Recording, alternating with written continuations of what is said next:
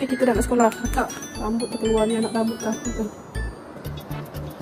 Ya Allah, anak-anak. Ni dahi merah lah, apalah. Are you okay? Okay. Ha? Hari ni adik pakai tudung sendiri ke? Sama pakai kan? Dah.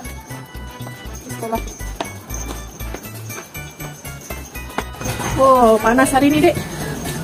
Panas sangat hari ni, dek. Nanti adik selawat tau. Dekat sekolah selawat, okay? Alright. Ui, terik. Betul ni, terik. Terpecah mata ibu. Terpecah mata ibu. Ui, terik betul. Ui, pedih mata ibu ni. Ui. Kakak. Ui. Kak. Kejap. Okay. Cek. Naik. Ui, panas adik. Nak. Ibu nampak pepatung kat luar. Kat luar ada pepatung. Nak tak ibu ambil? Tak nak? Tak nak? Nak pepatung? Tengah panas ni, sakit dia pensel lah pepatung ni. Boleh nak? Terik Terik. Korang jangan lupa tau, kalau apa pergi keluar ke apa, korang kena tahu tak? Korang kena ambil tahu tau, sunscreen ni kena re-apply balik 4 jam selepas kita pakai sunscreen. Jadi kalau korang yang pakai jenis yang pakai makeup, takkanlah tiba-tiba korang nak kena remove makeup untuk pakai sunscreen kan? Korang pakai yang spray ni je. Okay? Nanti korang baca caption, ibu akan letakkan sekali dengan apa nama ni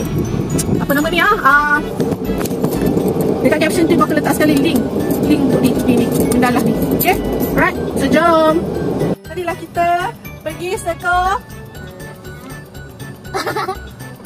Sekolah. Kita tak gerak je. Sabar sekejap. Padaskan enjin dulu. Betul. Dek.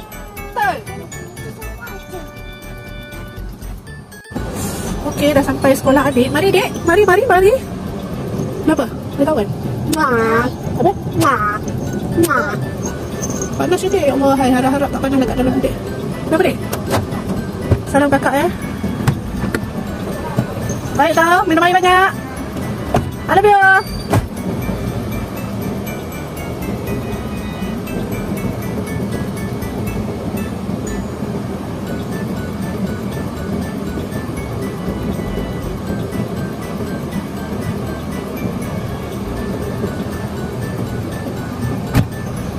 Okay, sejam.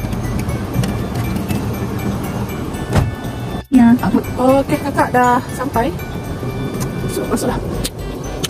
Tengok tu nampak tadi lori tu. Perbelahan tau. Okay. Ada kereta semua pandang betul-betul. Minum air banyak Mama cikgu makan kawan. Bye-bye. So, dah.